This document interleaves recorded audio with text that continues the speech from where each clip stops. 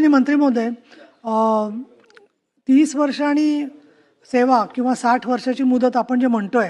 त्याच्यात माझ्याकडे जी काही अनेक पत्रकारांचे केसेस आलेले आहेत, त्याच्यामध्ये असं झालं आहे की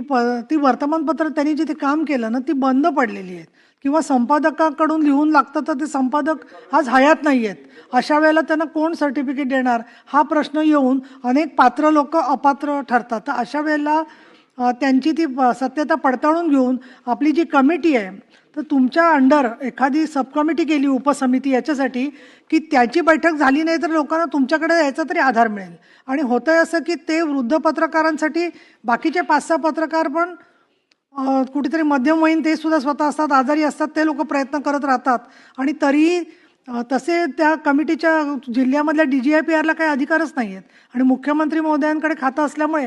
आणि तुमच्याकडे या संदर्भातला विषय असल्यामुळे तुम्ही याच्यामध्ये फक्त बैठक घेऊन पुरेसं नाही आहे, एक कायमची यंत्रणा थोडी सक्षम करता आली, तुम्ही लक्ष घालून तो उपयोग होईल असं मला वाटतं.